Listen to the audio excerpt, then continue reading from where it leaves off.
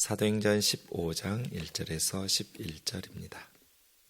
어떤 사람들이 유대로부터 내려와서 형제들을 가르치되 너희가 모세의 법대로 할례를 받지 아니하면 능히 구원을 받지 못하리라 하니 바울 및 바나바와 그들 사이에 적지 아니한 다툼과 변론이 일어난지라. 형제들이 이 문제에 대하여 바울과 바나바와 및 그 중에 몇 사람을 예루살렘에 있는 사도와 장로들에게 보내기로 작정하니라.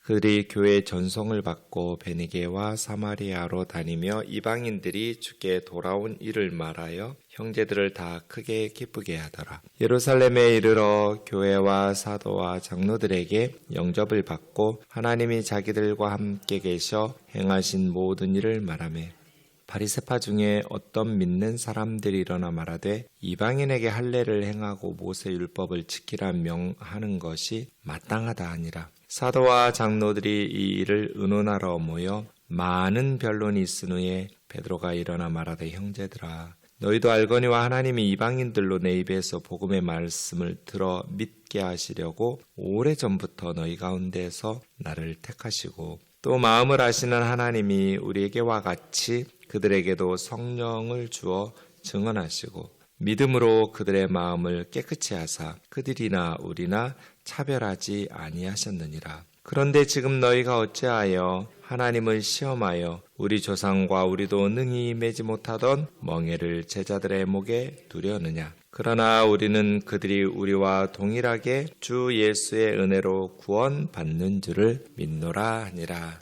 아멘. 교회와 복음 전도와 선교의 가장 위험한 적이 누구일까요? 선교의 가장 큰 걸림돌, 교회의 가장 큰 위험 요소, 내분이죠. 외적인 박해는 똘똘 뭉쳐서 견뎌내면 돼요. 근데 교회 안에서 내부의 불일치와 분열과 싸움은 어떻게 해결할 수가 없어요. 이제 15장을 예루살렘 회의라고 불러요. 이 예루살렘 회의를 모이게 된 것이 많은 사람들이 이렇게 안디옥 교회에 와가지고 모세 율법이 명한 것처럼 할례도 받고 모세 율법을 지키도록 이방인들을 가르쳐야 한다. 이렇게 주장했기 때문에 시작됩니다. 어떤 사람들이죠. 아마 사도행전 12장의 예루살렘 회의의 결과가 우리가 지금 성경에서 읽는 것과 다르게 나왔다면 이 예루살렘 회의의 결과가 성경에 기록된 것과 달랐다면 아마 선교의 역사나 기독교의 역사는 굉장히 어려움을 겪었을 것 같아요. 지금 우리 현대 기독교인의 모습, 교회의 모습들은 상당히 달라졌을 것 같아요. 네. 그런 의미에서 사도행전 15장은 어느 면에서 분수령이 되고 한 핵심을 이루는 칼빈 같은 사람은 사도행전 15장이 사도행전의 중심부다 이렇게 표현한 것처럼 네. 최초의 공회의라고 말할 수 있겠죠. 네. 이제 복음이 유대인들 사이에 전파될 때는 이런 문제가 필요가 없죠. 유대인들이야 태어나자마자 8일째 되면 할례를 받으니까요. 그런데 이방인들은 좀 다르죠. 유대인들은 예수님의 복음만 믿으면 돼요. 할례 문제나 율법 문제는 이미 다 유대인들에게는 문제가 안 되니까요. 그런데 이제 이방인들에게 복음을 전할 때 할례 문제나 율법 문제, 특히 음식법이랄지 여러 가지 절기랄지 이런 것들이 이방인들에게는 생소한 것이고 하기 때문에 선교에 있어서는 좀 걸림돌이 될 수 있겠죠. 네. 몇 사람의 주장은 이겁니다. 너희가 모세 법대로 할례를 받지 않으면 능히 구원을 받을 수 없다. 그러니까 단순히 할례를 받고 모세 율법을 지키는 것이 영적으로 유익하다 정도가 아니라 아무리 예수님을 믿어도 할례를 받지 않으면 구원을 받을 수 없다 이렇게 가르치는 거예요. 할례가 구원의 전제 조건인가? 그렇다면 아무리 어려움이 있어도 또 구원받는 숫자가 적어도 할례를 받으라고 가르쳐야겠죠. 이제 이 사람들 입장에서 보면 바울과 바나바가 더 많은 이방인들을 교회로 불러 모으기 위해서 할례를 받지 않아도 된다고 성경을 왜곡시켜서 가르쳤다. 이렇게 주장하겠죠. 할례를 구원을 받으려면 반드시 할례를 받아야 되는데 바울과 바나바가 지금 이방인들에게 잘못 가르치고 있다. 그러니까 이제 이 사람들은 이방인 선교에 대해서는 오케이. 이방인들이 구원받는 것에 대해서는 좋아하고 기뻐해요. 이방인들도 우리 유대인들처럼 하나님의 백성이 될 수 있다. 예수님을 믿고 구원받는 것 기쁘고 환영할 일이다. 그러나 예수님 믿고 세례받는 것만으로는 부족하다. 할례를 받아야 되고 율법도 준수해야 된다. 그래야 구원받을 수 있다라고 가르치는 거예요. 네. 그래서 2절에 보면 바울과 바나바 그리고 그들 사이에 적지 아니한 다툼과 변론.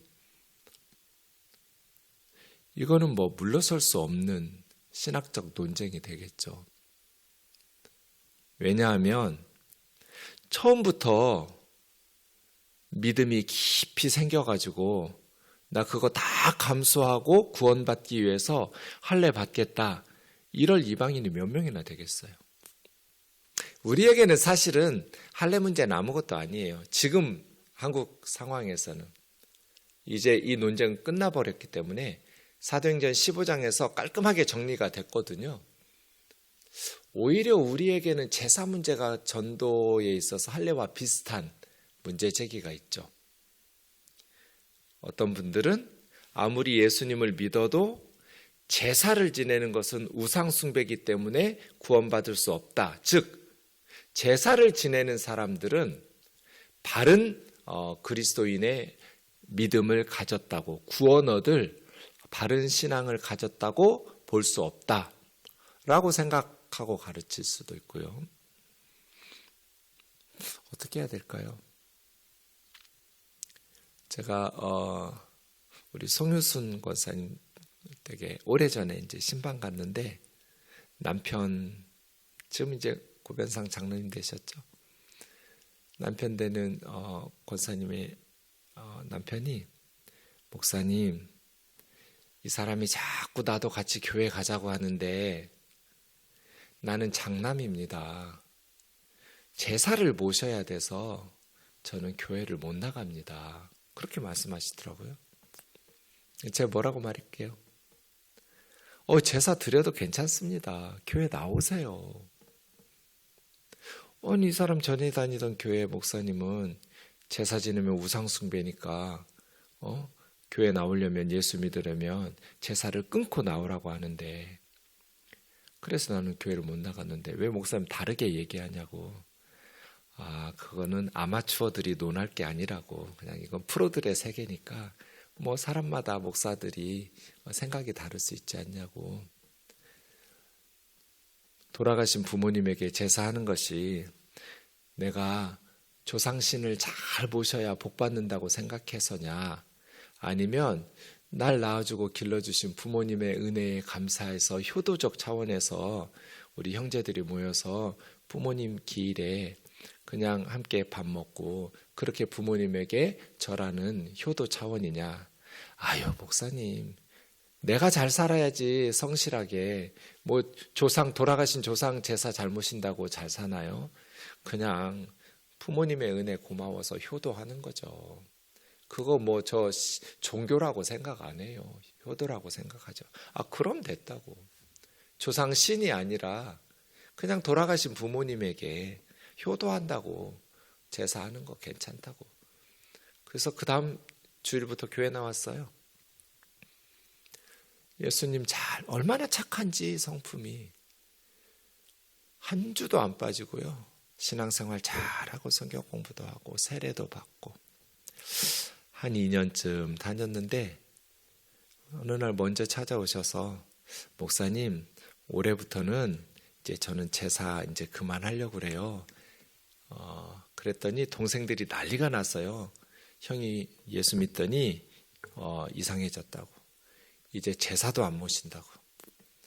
그래서 우리 집에서 제사상 다 준비하고 우리 가족은 먼저 예배 드릴 테니까, 추도식 할 테니까 너희들은 나중에 와서 절하고 같이 밥 먹자. 그것도 싫다는 거예요, 동생들이. 어떻게 해요, 목사님? 그래서 수원에 사는 둘째 동생이 제사 모셔가시겠다고 그러는데 어떻게 하냐고. 그래서 제가 잘 되지 않았냐고. 뭐 꼭 장남만 제사 모시라는 법이냐고. 평생 권사님 고생했는데 수십 년 동안. 둘째도 좀 제사 차려보라고 하라고. 얼마 못 갈 거라고. 그래서 그럼 니네가 제사 모셔라 해서 수원 동생이 했대요. 근데 얼마 있다가 재수 씨가 손들었어요. 안 하던 걸 하려니까 불편하고 힘들잖아요. 부부싸움하고 하겠죠. 목사님 어떻게 해야 되냐고. 그럼 이제 다시 원래대로 하면 된다고. 우리가 음식 준비하고 해놓을 테니까. 우리는 제사에 절하고 그러지 않을 거니까. 우리 가족은 예수 믿으니까 이제 이 형은 예배 먼저 드려놓을 테니까 너희들 나중에 와서 너희들 하고 싶은 거 하고 같이 밥 먹자. 그러면서 형제지간에 우애하고 전도할 수 있도록 기도하고. 믿음이라는 게 그런 거잖아요. 처음부터 나는 수십 년 지내온 제사 끊고 예수 믿고 구원 받겠습니다. 이런 새신자가 어디가 있어요? 그런 일은 아주 드물죠. 제가 볼 때는 제사 그까짓 거 뭐 의미부여만 달리 한다면 그 뭐가 그렇게 대수라고. 그렇지 않아요? 나아만 장군이 엘리사 선지자를 통해서 질병이 나았어요. 문둥병 나았죠? 나아만 장군 갈 때 엘리사에게 뭐라고 그래요? 나 한 가지 걱정이 있습니다.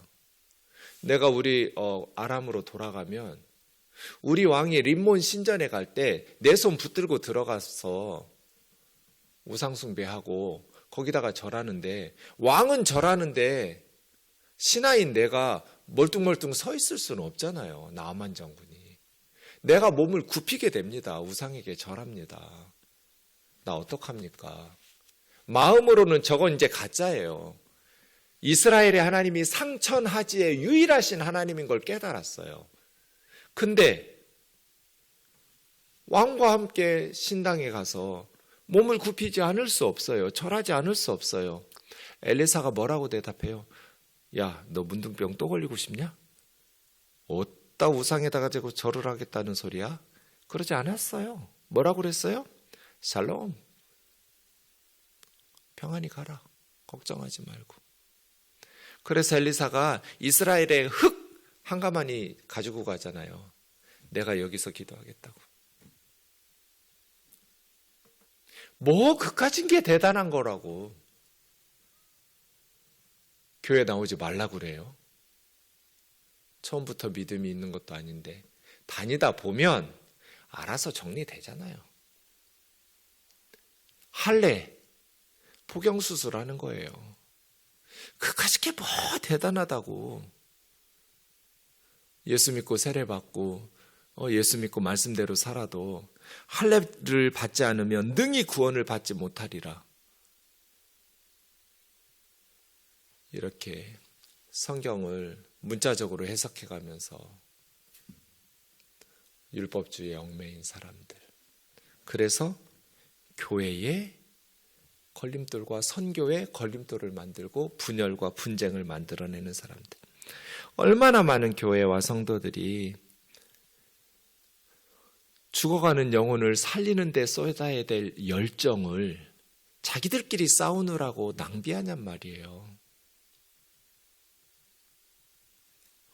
그런 의미에서 이미 지금 1차 선교여행 갔다 왔으니까 고넬료 사건이 있었던 건 10년 전이거든요. 이미 10년 전에 하나님은 깔끔하게 정리 끝났잖아요. 할례 받지 않았는데 고넬료 가족이 오순절 성령 강림처럼 임하니까 할례 받지 않은 그들에게 베드로와 함께 갔던 6명의 욥바에서 갔던 형제들이 세례 베풀고 이미 예루살렘 교회 발칵 뒤집어지고 이미 베드로의 재차 설명이 있고, 그럼 이방인들에게도 구원 얻는 구원을 하나님께서 주셨다. 이미 10년 전에 끝났잖아요. 근데 또 나타난 거예요, 지금. 이방인들이 구원받는 건 좋지만 할례 받지 않으면 구원받을 수 없다. 그래가지고 적지 아니한 다툼과 변론이. 바나바와 바울이 온갖 얘기 다 하지 않았겠어요? 성경 얘기도 하고 고넬료 얘기도 하고, 자신들이 이방인 선교, 지금 1차 선교 여행 끝났으니까요. 루스드라에서 돌 맞아서 죽은 줄 알고 그냥 바울을 성 밖으로 던졌어요. 그런데 하나님께서 다시 살리셔가지고 그렇게 목숨 걸고 이방인들 가운데 선교할 때 나타났던 하나님의 그 많은 열매들, 그런 것들을 들었으면 우리가 잘못 생각했나 보다. 좀 생각을 바꾸면 좋잖아요. 죽어도 안 바꿔요. 아무리 성경으로 이야기하고 많은 이야기들을 해도 안 바꿔요. 어디 감히 여자가 장로가 되겠다고, 목사가 되겠다고. 안 바꿔요. 죽어도 안 바꾸기로 작정한 사람들 같아요. 그래서 예루살렘 교회로 이제 보내기로 한 거죠, 대표단을. 안디옥에서 내려오려면 페니키아, 두로와 시돈 있는 베니게, 지금 레바논 거쳐서, 그 다음 사마리아 거쳐서 예루살렘에 오는데, 오는 데마다 1차 선교 여행에 선교 보고를 했겠죠. 교회들을, 바울과 바나바가. 성도들이 기뻐하면서, 형제들이 다 크게 기뻐하더라. 기쁘게 그 이방인 선교를 기뻐하는데, 딴지 걸고 있는 몇 사람, 할례 받지 않으면 구원받을 수 없어. 그래서 예루살렘에 이르러서 교회와 사도와 장로들에게 영접을 받으면서 하나님께서 4절 보세요. 하나님이 자기들과 함께 계셔 행하신 모든 일을 말하매. 주어가 뭐예요? 하나님이에요. 선교는 누가 해요? 하나님이 하시는 거예요. 하나님이 선교사들을 통해서 행하시는 일이 선교예요. 선교사들이 주어가 아니에요. 선교사들이 하나님의 도움을 힘입어 한 게 아니라 하나님이 자기들을 통해서 하시는 일, 그 선교죠. 네. 그래서 하나님이 하신 것을 말하며 바리새파 중 어떤 믿는 자들이, 그러니까 선교하지 말라는 건 아니에요. 할례를 받아야 된다는 거예요. 왜요? 구약 성경에 할례 받지 않으면 하나님의 백성에서 끊어내라고 그랬으니까. 하나님의 말씀이 있으니까. 그래서 이방인에게도 할례 행하고 모세 율법을 지키라고 명하는 것이 마땅하다. 이 마땅하다라는 것은 1절에 있는 구원을 받지 못하리라는 의미예요. 꼭 필요하다, 그런 뜻이니까요. 할례 받고 율법 지켜야 구원받을 수 있다라고 주장하는 거예요. 바리새파 다 한 것도 아니에요. 바울도 바리새파 출신이에요. 바리새파 중에 몇 사람, 믿는 크리스찬 몇 사람이에요. 그래서 의논을 하고 7절에 보면 많은 변론이 있었어요. 변론의 내용을 상세하게 기록하지는 않았어요. 네. 교회에 문제가 생기면 이렇게 토론하는 거예요. 권위를 가지고 어디 감히 목사한테 이렇게, 어디 감히 사도에게 하고 찍어 누르는 게 아니라 변론하는 거죠. 많은 변론이 있은 후에 이제 두 사람이 일어나서 정리합니다. 베드로와 예수님의 동생 야고보입니다. 오늘 베드로입니다. 형제들아, 네, 교회는 서로 의견이 달라도 한 가족이죠. 형제들이에요. 나와 의견이 다르다고 해서 원수 다르듯 하면 안 돼요. 다 교회 바르게 이끌자는 생각이니까요. 생각은 달라도. 그래서 형제들아, 너희도 알거니와 하나님이 이방인들로 내 입에서 복음의 말씀을 들어, 이 이방인은 누구예요? 고넬료 집 얘기하는 거예요. 지금 베드로는. 이방인이었던 로마 백부장 고넬료와 그의 가족과 그의 친척 친구들. 하나님이에요. 여기도. 선교와 복음은 하나님이 하세요. 내 입에서 복음의 말씀을 들어 믿게 하시려고. 그래서 듣고 믿고 성령 받고 믿음으로 깨끗하게 되고 그런 거거든요. 듣고 믿게 하시려고 오래전부터 너희 가운데 나를 택하시고 또 마음을 아시는 하나님이 우리에게서와 같이 그들에게도 성령을 주셔서 증언하셨다. 이거 고넬료 사건이 이미 10년 전에 끝난 사건이라고요. 믿음으로 그들의 마음이 깨끗하게 된다. 믿음으로 마음이 깨끗하게 됐으면 됐지. 뭘 할례와 율법을 또 지키라고 하냔 말이에요. 하나님과의 영적인 교제는 마음이 깨끗해지면 돼요. 믿음으로 마음이 깨끗해지면 되지. 몸에다가 포경수술을 하니 많이 할례와 외적인 율법을 가지고 외적 정결을 가지고 그렇게 따지지 마라. 내적 정결이면 가능하다. 그들이나 우리나 차별하지 않은 지가 벌써 10년 전이에요. 그런데 지금 너희가 어찌하여 하나님을 시험하냐.